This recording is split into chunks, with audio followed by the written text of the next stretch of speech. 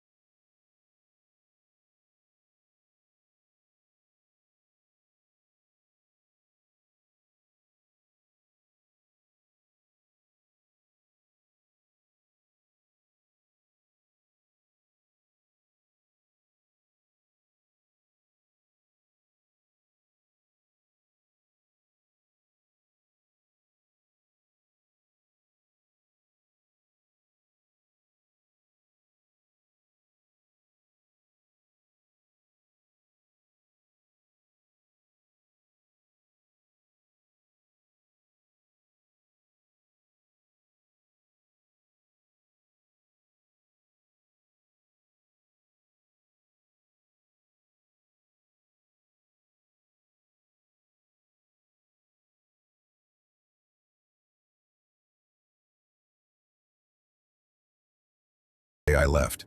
It was handwritten in small, cramped letters on lined notebook paper. It said, "The cops leave, but I don't." I filed one last report. The officer I spoke to that time looked genuinely disturbed by the note.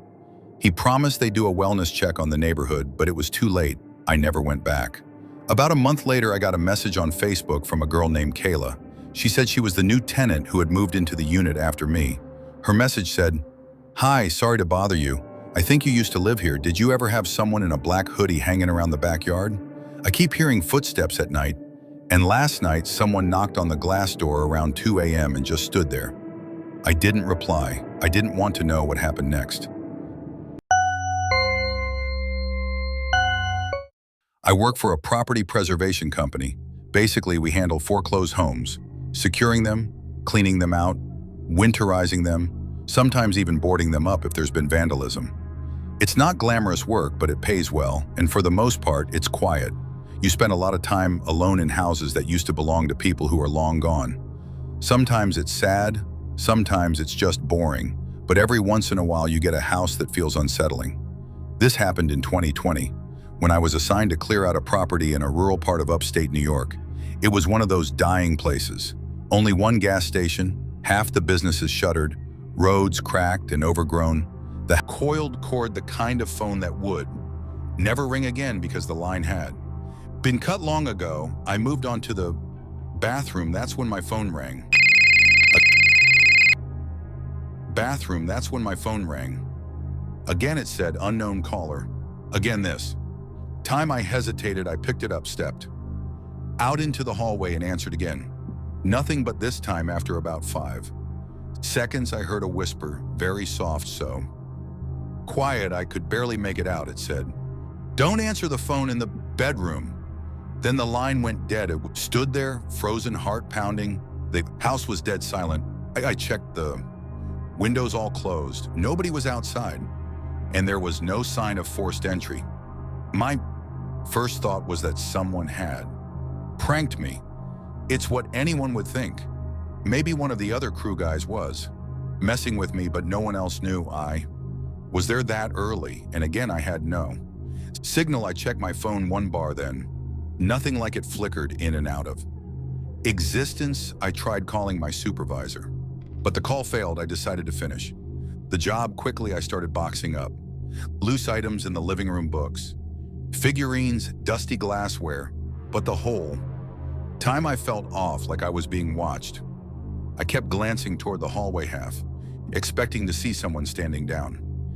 There then, the phone rang a third time, but not my phone, the rotary phone. In the bedroom, I heard it from across the house, a shrill mechanical ring that echoed. Through the rooms, that phone should have been dead. The line was disconnected. No dial tone and no service, but yet it rang. Like an old-fashioned bell, I walked slowly down the hallway toward the bedroom phone. Still in my hand, it rang. Again and again, I stepped into the doorway. The phone sat on the nightstand, the receiver trembling slightly with each ring. There was no chance I was picking up that phone. The rings eventually stopped. I backed out of the room. I wanted to leave, but part of my job was securing the property, and I still had to. Check the basement. I almost said screw it, but something made me keep going. Maybe it was pride, maybe I just didn't want to admit how scared I was. The basement door was in the kitchen. I opened it slowly. The stairs creaked as I stepped down, flashlight in hand. I smelled mold and something like rust. There were shelves along the wall filled with old paint cans and some broken furniture. In the back corner, there was a small table, on it a cordless phone, a newer model. It was gray plastic and covered in dust, and next to it a stack of yellowed notebooks. I picked one up and flipped through it. Each page had a name, and a date, and a short sentence. Lena H. July 3rd, 2019 rang. Once didn't answer. Carl M. September 12th, 2019 blev han advaret. It was more like this, dozens of entries. I dropped the notebook and my heart felt like it completely dropped out of my body as I looked around the basement, fearing I wasn't alone down there and that someone was watching me from anywhere.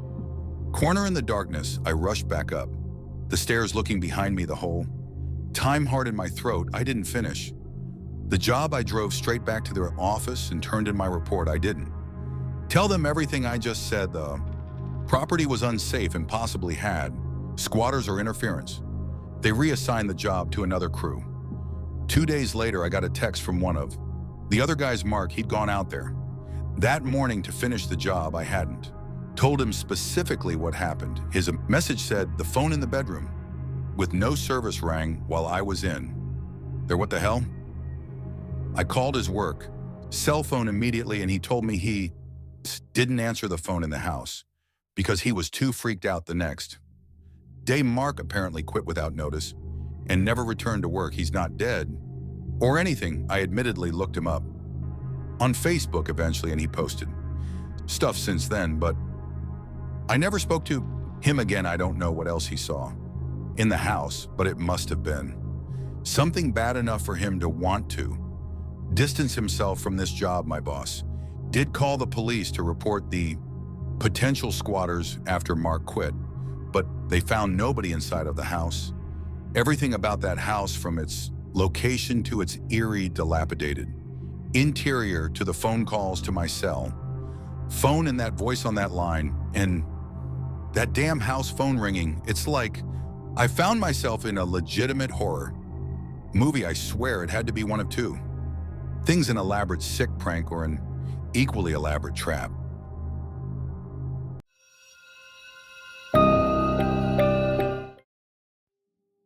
This happened in 2019. I was in my late 20s, living alone in a rental house in a quiet neighborhood on the edge of town.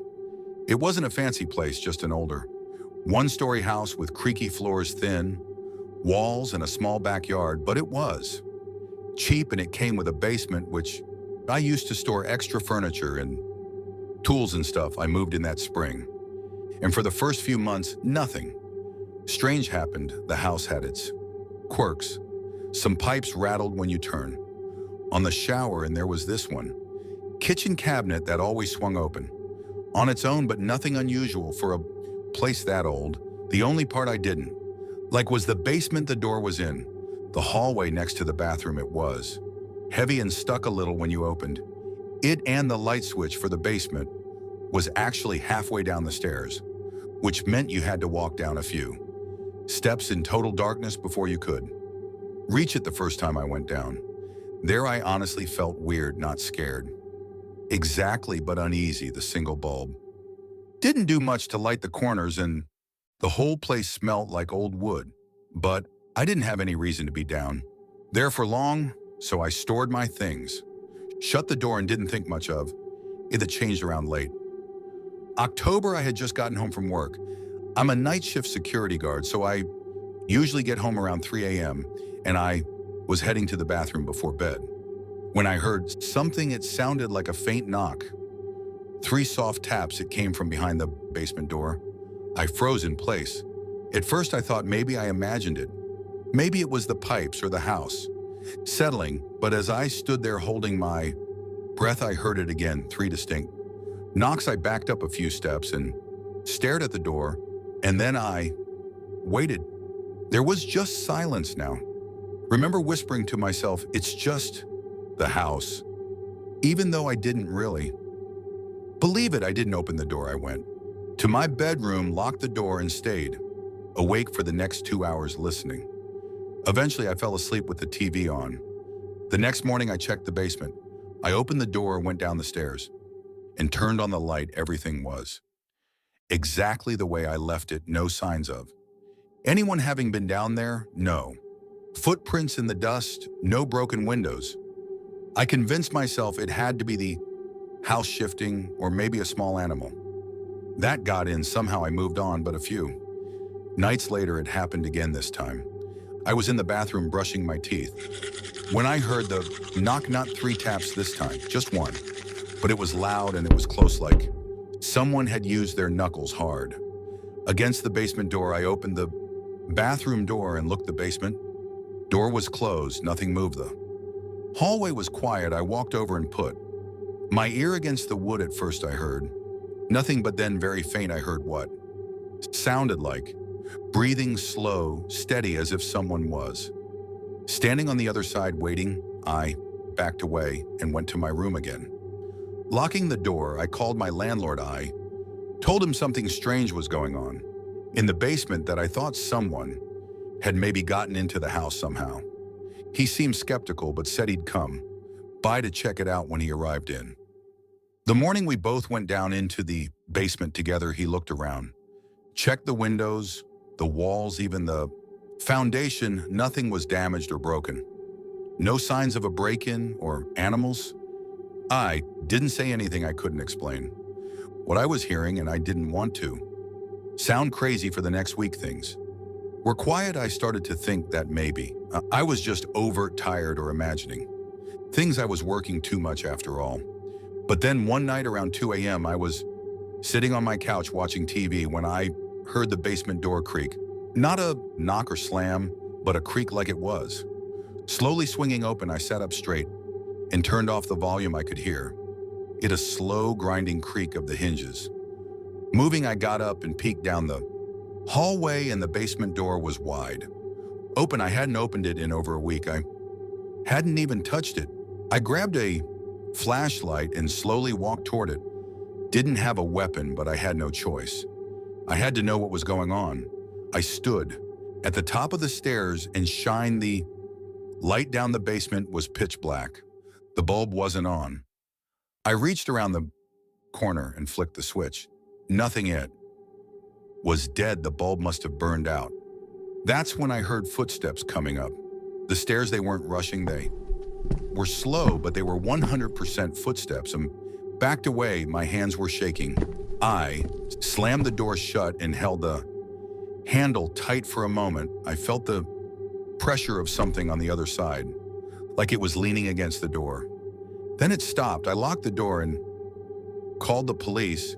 I told them someone was in my basement. They showed up about 10 minutes later, and 2 officers cleared the house and went down into the basement. I stood in the front yard, waiting, and after what felt like forever, They came back up. They said they didn't find anyone, no signs of forced entry or anyone hiding. Nothing was even disturbed.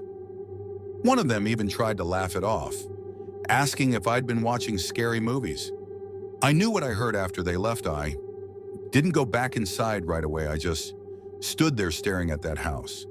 Finally, I went back in, locked every door and window, and stayed up until the sun came up. That morning, I bought a padlock and installed it on the basement door. I didn't care if it was allowed or not. Needed it for the next month. The basement stayed quiet, no sounds or knocks or anything. I almost let myself relax. Then one night I got home from work and noticed the basement door was open, not just unlocked. The padlock was lying on the floor, broken. The door itself was slightly ajar. I hadn't touched that door in weeks. I stood there, staring at it, and for the first time I realized something. Every time this had happened, every noise and every knock, it had always happened at night when I was alone. I did not go down. I couldn't. I packed a bag, left the house, and stayed at a friend's place for a few days. When I came back, I literally nailed the basement door shut. I even wedged a chair against the door. I didn't care if the landlord got mad. I just couldn't look at that door anymore. A few nights later, around 3 a.m., I was laying in bed when I heard a sound that I still can't explain. It was a voice. It wasn't loud. It wasn't even someone speaking, like the barely audible sound of a rumble of someone's vocal cords. It came from somewhere beneath the floorboards, directly under my bed.